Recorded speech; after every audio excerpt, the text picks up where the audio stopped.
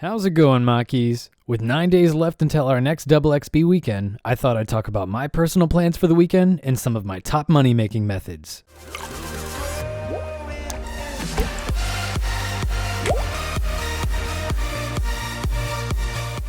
To get notified of all new videos when they drop and to help support the channel, smash that sub button and click the bell icon. Welcome back. First up, let's talk about Mainscape. I've been whittling away at 120 fishing for a long time now, and I'm getting very close to finally finishing. My plan is to AFK this worm fishing spot in the deep sea fishing area to take out a large chunk of XP that I need to 120 the skill. I'm doing this because it's so AFK with all the porters that I have that I won't have to dedicate too much time to setting up my character. On my alt, I'm looking at a different situation. For the last double XP weekends, I made sure to tackle 96 summoning so I could use yaks. I used all my Grinwall tickets to get to 91 Hunter, and I did 99 Herblore over both double XP weekends. This time around, I want to tackle stuff that is annoying and expensive to train. My first priority within the first few hours of the weekend is to go from 96 summoning to 99. I currently have just shy of the amount of charms I would need to get to 99, but I have a good stockpile of spirit gems that will push me over the edge. After this, I plan on using all my protean traps at the private hunting area. This should get me very close to 96 Hunter, which I need for ornate turtles. After that, I'm a little bit divided on what I want to do. I know that I should try to get a sizable amount of agility done, given that my level is only 89, and I have a good chunk of bonus experience. But I'm also considering going from 84 to 99 dungeoneering or 84 to 99 construction. I have strength and attack to 99, but I'm not really worried about those. That would probably only take a few runs of ED2 to max given how fast it is, but that will depend on if I have people to run with, and that's similar to DG. Everything else I feel comfortable with doing outside of the weekend. Either way, this puts me very close to maxing this account. I do want to open this up to community feedback. What skills, outside of summoning and hunter, do you think that I should focus on? My plan is to have at least 2 more episodes of the maxing series before the account is done and dusted. At that point, I think it will just become an account that I AFK thieve on or use the Divine-O-Matic along with PVM and flipping here and there. The next part of this video is a little bit of a behind the scenes reveal, but I am considering starting one or both of the following ideas that I've wanted to do for a while now. Part of the reason why I wanted to do the maxing series was to showcase some methods to people that they can use to max their accounts in 2018, but also I wanted to see how maxing has changed since I maxed in 2012. I've been wanting to start an Ironman series since February, but I just haven't had time to do it. When I work on the maxing series, it's easy because my main has always been AFKing something like 120 thieving or fishing, so with my alt maxed, it would allow me to effortlessly AFK on both for levels or money, and I would have time to dedicate to a new venture. I essentially have 2 things that I could do that I also want to get feedback on. I could start and complete a regular Ironman series, and this would allow me to make guides geared towards new players in a way that I really can't with maxed accounts, because there are probably numerous changes that I'm not aware of in the early game. Coupled with this, I believe that Ironman mode is a compelling game mode for people returning to the game. I've been holding out for group Ironman, but that doesn't seem like that's going to happen, so I'm a little bit disappointed that I've waited this long to start one. The second idea that I have would be to start a hardcore Ironman solely focused on bossing, and I would try to progress that account as far as I could, getting the best gear that I can, all while using only the mobile client.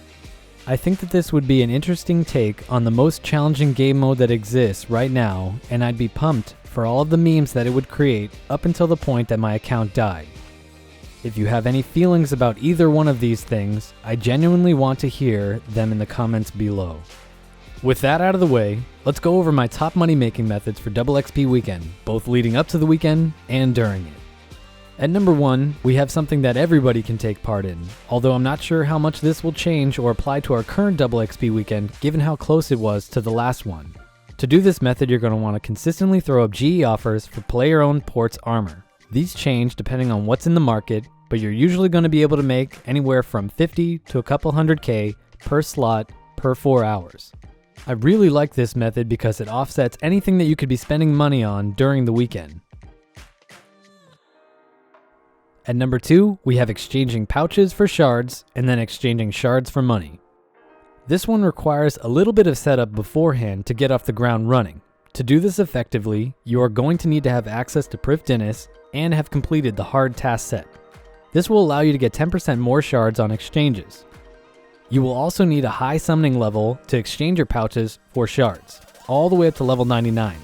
Using this method, it is possible to make anywhere from 50 to 200 mil per character that you have access to.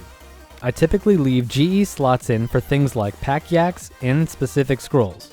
You should price check everything during the first Amelot hour to find out what is most profitable. If you do it this way, your GE limit will always reset when the market is being flooded with supplies from people training summoning. At number 3, we have buying dumped items for high alking with invention machines. This also requires a little bit of investigation on your part, but you should be able to get things easily from other players and the GE. Things like Dragonstone rings, bracelets, necklaces are all very good candidates for this. If you have a sizable portion of money, you can also buy a ton of Rune 2-handers from smithers at portable skilling locations. Your goal for this is going to be to get a large stockpile of stuff that you can alk in the weeks following the double XP weekend. This stuff is usually things that have a 1k profit margin on alking, which is very decent. At number 4, we have cleaning herbs with the herb cape and tanning leather. I have a tanning leather guide on YouTube already, so I won't talk about it too much here, but this is typically the time where that method is top tier for players of all types. Herb cleaning requires you to essentially have 99 herb to make the most out of it, and it also requires that you get your herbs at good prices and do some research on buy and sell prices of clean and grimy herb. You can clean more than 40,000 herbs an hour, so many herbs will make you anywhere from 4 to 30 mil an hour if you can stockpile enough of them to do. I personally did around 30,000 dwarf weeds for 18 mil profit a few days ago, so I know that this is profitable and easy to do. That 18 mil is essentially going to pay for a good amount of my 99 construction during the weekend, and that's how I view things. At number 5, we have buying crashing PVM supplies and items and selling them after the weekend is over. This is one that I wouldn't recommend you to do unless you're very familiar with the markets, but it's one that can make you a lot of money for a small amount of time investment.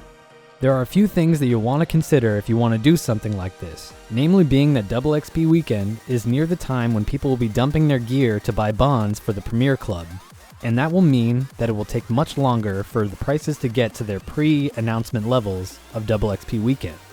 At number 6 on our list, we have making unfinished potions. This is something that you'll want to be doing before double XP weekend starts.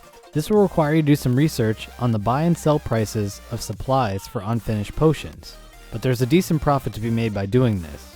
If you want to look into doing this, you can click the card in the top right hand corner of your screen to go to a guide that I have on this topic.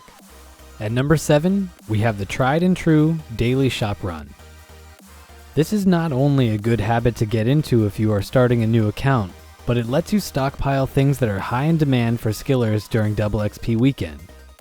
These are things like broad arrows, feathers, yak hides, grapes, and vials. All of these items are very easy to get on a daily run, and they are easy to unload near or during a double XP weekend for good profit. If you're interested in taking a look at a run that I recommend for new players, click the card in the right hand corner of your screen to go to a guide on that topic now. At number 8, we have one of my favorites, and that's long-term merching for double XP weekend. This is something that isn't too relevant now, but it does fit in the theme of something that you can do and should do to make good money for double XP weekends in the future. There are groups of people who specially go after certain items that skillers need in bulk when they want to train a skill on double XP weekend or throughout the year. The items they need typically have low buy limits, which allow merchanters to use an army of alts or just passively buying to stockpile enough supplies to make a good overhead by selling these products in bulk. I like this method the most because it's really good year-round, as there are always people going for 120s or 200 mils in skills that you can buy supplies for. This isn't an exhaustive list, but it does showcase some of the most popular things to buy and sell in bulk. We have things like broad arrow sets, cursed energy, water talismans, dragon dart tips, mahogany planks, silverhawk feathers, cut and uncut gems, steel plate bodies, and grapes and wine sets. It's going to take a little bit of research to find the best buy and sell prices for these items, but there is a boatload of money to be made if you specialize in this type of investing. Anyway, that's all that I've got for this one. Let me know what your plans are during the weekend and anything that you'll be doing to make money. Until next time, Taki out.